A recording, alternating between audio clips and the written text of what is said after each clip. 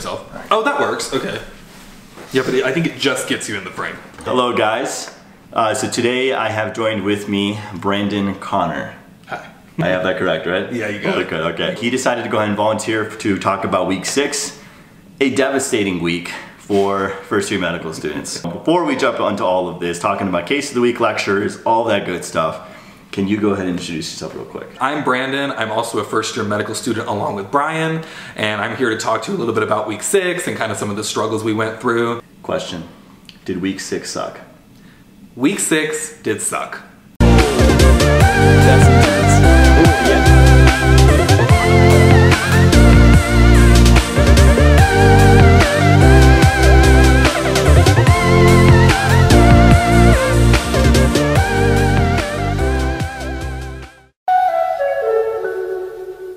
I completed my undergrad here at UNR, but I'm originally from Vegas, and I also was a part of their BSMD program here, so I did a little bit of a non-traditional route to medical school where I completed my undergrad in 3 years and then transitioned up here to medical school this year. But I'm super excited to help you guys out and go from there.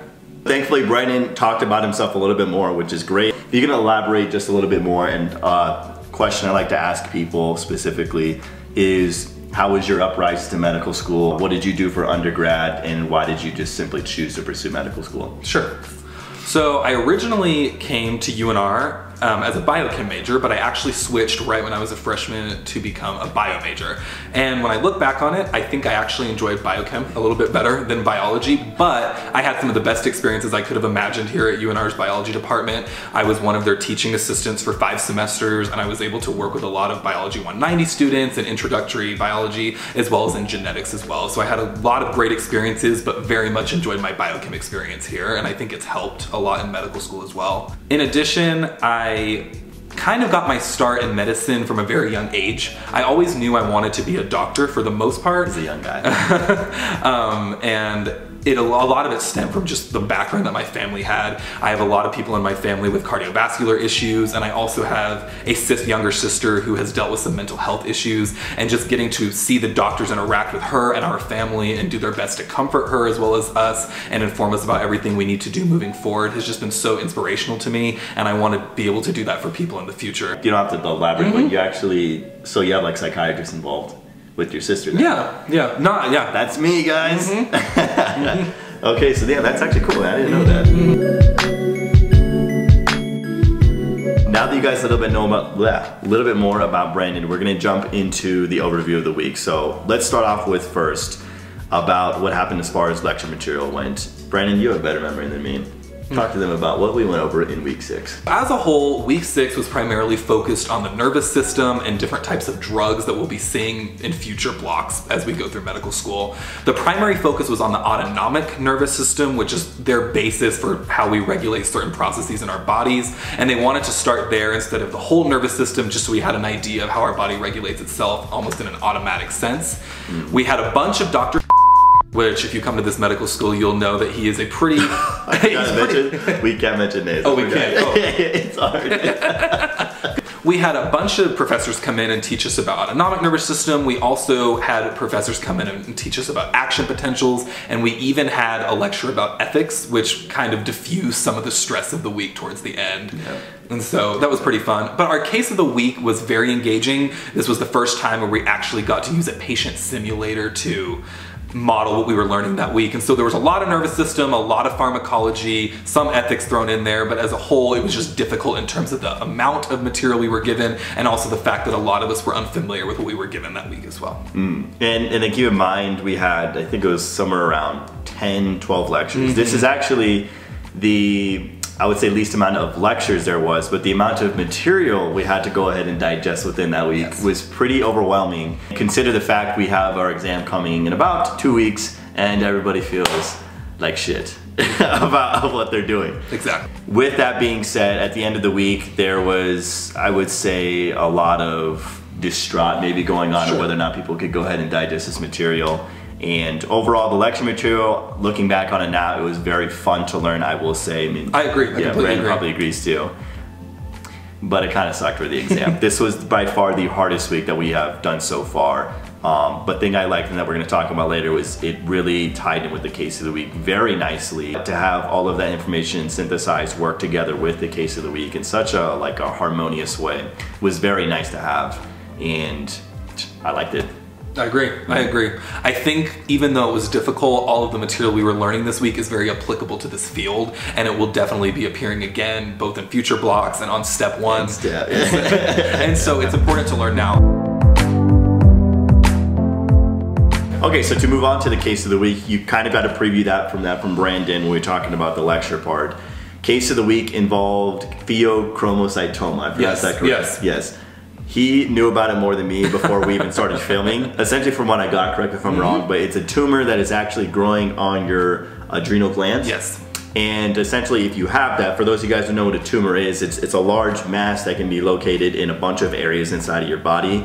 And when those go ahead and get out of control, if that tumor belongs to a specific body part, that thing can start doing too much functioning. And in this case, the adrenal medulla, when you guys feel yourself like heart racing and all this other crazy stuff, epinephrine actually comes from that. So to have a tumor doing that, you can imagine what that does, right? It overloads a whole bunch of autonomic stuff, which you're going to talk about because you know that stuff. Exactly. So essentially he explained exactly you have a tumor and you're pretty much secreting too many hormones and too many catecholamines, and it's all about just stimulating your body in a way that's overboard, and you are trying to avoid those effects. But as we said, it can be difficult to detect, and a lot of times it presents with things like dizzy spells, heart palpitations, and things of that nature. But it's just trying to get to the root of the problem and the fact that it does have to deal with the pharmacology of epinephrine and how that regulates the body. Yeah. So as you guys can see, Brandon knows exactly what's going on all the time. If I didn't mention, he's in my group, which consists of 8 people. It's the 2 teams. This guy, I would say everybody else, just but me, knows exactly what's going on. That is not true. So I always go to them to do this stuff. So you tell me, what? Can you just give me a quick opinion? What do you actually think about case of the week? Because I'm sure you had a question like that. I had questions about, what the heck is a clinical case during the week? What's your opinion on this case of the week? And specifically, how much did you enjoy this one? I think case of the week is extremely beneficial every week, but I have to say there are times where I feel like you do sit there in your desk and you're just learning kind of from a textbook, or you're learning from someone lecturing at you, and it can be helpful, but it's not as cool as when you actually get to apply what you're learning to real patients or patient simulators. And so this week was really exceptional because we had the chance to work first time with a patient simulator. And so the professor giving the case of the week lecture for the week brought students up and asked them to volunteer, and they were able to inject certain hormones and certain medications into the body and see the effects on a patient simulator of what was going on. So that he talked a lot about sympathomimetics, which is just kind of things that mimic the sympathetic nervous system. Also cholinergic and anticholinergic medications, which just have to deal with certain receptors in the body and the pharmacology of them. And rather than just seeing it on a PowerPoint slide or in the textbook, you actually got to see what it would do to someone in real life. We didn't get this week until this experience till week 6, which I can see why it's only applicable during this week, but case of the week was super engaging. I loved it. I did too. It was really awesome. So stick around for it. POM. This POM section, so it's week 6 at this point. Since we're in the same group, if I didn't tell you guys before actually, for the practice of medicine POM, what we do is every single week on a Wednesday, it's about 2 to 3 hours, starts at 2 p.m. We actually engage in doing the actual practice of medicine, hence the name POM. We are divided into 18 teams or so, which I talked about in my very first vlog, I believe. And we have groups as well, so it just consists of 2 teams. And Brandon's actually in one of my groups, and one of the things we do at the beginning of the class, we talk about a specific aspect of physiology, anatomy, whatever the case may be. And in this particular week, we talked about cardiovascular for the first time. And as he had mentioned at the very beginning, even with his family, this could be a concern with your family as well. Cardiovascular is one of the hugest concerns across America. It's skyrocketed over the past century. So learning about this was very essential to some people, and it was actually very personal to some people, which I'm sure it was for you. So for you to go over it for the first time for this in POM and to learn about the cardiovascular exam and everything like that, how did you think about that? Coming from someone who knew they wanted to do medicine their whole life, it was always really discouraging having to watch your family members go through heart attacks and strokes and not really knowing how to relate to them both on an empathetic level or even clinically at all. And so when we were able to come into POM and learn exactly how to use a stethoscope and what we should be listening for and how to check for pulses, it was really relieving to know that really the techniques are not all that difficult and you can find out a lot of information just by doing them. And so as a result, it's kind of given me perspective on what I used to love to practice with, just with the stethoscope for fun, and actually get to apply that to real life and kind of see how that could actually benefit my family members and other people of the community in the future. Yeah. And then I had mentioned before is that, I mean, I think I mentioned it in another video too, like I actually know what I'm doing now. And I thought that was just me because I don't have a lot of clinical experience, but apparently, Brandon, you felt the same way too, right? Yeah. That it's actually cool, like you're not feeling like you're playing with toys anymore. No, it is. No, it's super doing, awesome. So. I mean, you shadow so many people all the time and they say, oh, here, try the stethoscope and listen to this person's heart, but you really don't know exactly what you're listening for or why you're placing the stethoscope in the positions that they're doing. And so with Palm, they explain all of that for you, you get quizzed on it, and then you have fourth year med students who really guide you through the process of how to go about examining a patient, and it's really awesome to see what you're learning in the classroom can be applied clinically. That is essentially all we did for Palm that week. And at this point, we're starting to still get good. Like we have to come into the exam room, open the door, greet ourselves, all that jazz. We're actually getting so much better out of it, which is like a huge improvement. We didn't think that we were gonna come this far. Exactly, and we really, I remember from the very first week we had Palm, we were taking almost 30 minutes on the history portion, and now we're able to really succinctly go through it as a group and accomplish what we need to in a short time frame. So long story short, Palm that week was awesome. It was.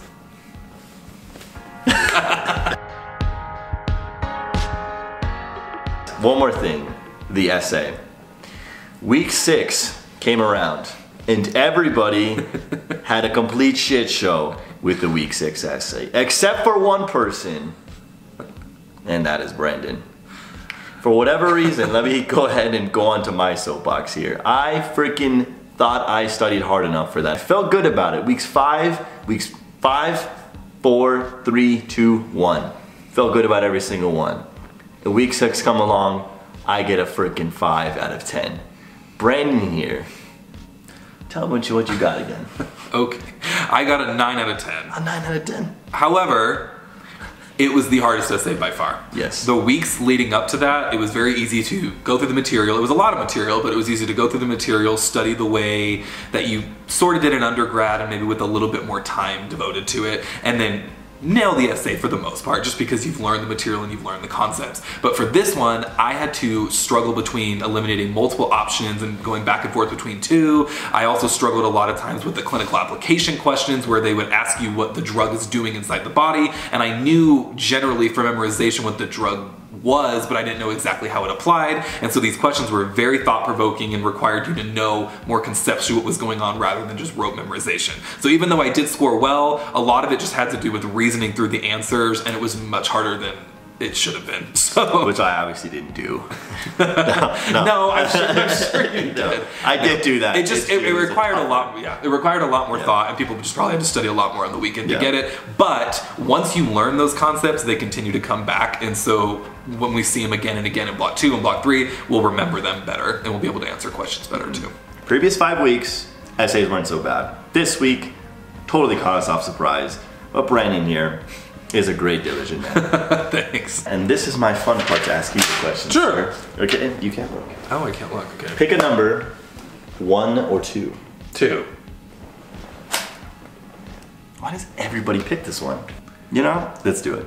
If you were to die today, Brandon, what would you tell yourself to firmly be proud of the fact you sacrificed your valuable time to pursue medicine?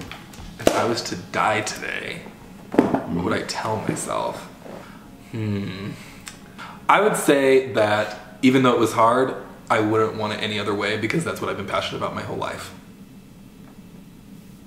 That's a good short, simple answer there. Sometimes when you're going through the motions in undergrad or you're like kind of in high school, you don't get to do what you want to do. You're doing the things that are required of you. You're doing all these other things to impress people and get into medical school. But when you get here, you put in all this work, but it's because you're doing this to help people in the future. No matter what you're doing, whatever specialty you're going into, you have the ability to change people's lives. And I think that even if you struggle for hours and hours and hours in front of a pharmacology textbook, at least you know that one day you will get to use that pharmacology knowledge and apply it. And if I was to die, at least I knew that I was doing some good while I was alive. That sums up week 6. Thankfully, Brandon over here was able to catch me if I missed anything, and I think he did a very good job of not only informing you guys, but informing me exactly what happened during week 6. So I hope you enjoyed the material that was in this week's vlog. If you guys have any questions for Brandon, any comments you want to shoot his way, just because you know you want to be able to engage with him more, digest his brain a little bit more, I definitely would if I were you guys. He's a brilliant guy. Thanks. He's willing to help. Go ahead and shoot those either down in the comment section. You guys can message me directly, and I will do whatever I can to get in contact with Brandon or anybody else who's been involved with any of my other vlogs to help you guys out. Once again, we're always here for you, and I'm happy to help. Thank you guys for watching. If you guys can, if you liked the content of this video, please go ahead and hit that like button. Or if you disliked anything, go ahead and shoot in the comment section. What exactly did you not like? Did you not like my hat, or whatever the case may be? I always want to improve these videos as much as I can for you guys. That is one of my primary goals, and if you can shoot that advice towards me, to be very thankful. I hope you guys enjoy the rest of your day, rest of your week, rest of your month, whatever you may be up to. And keep the faith. I'm just gonna say that this time. Bye, guys. Bye.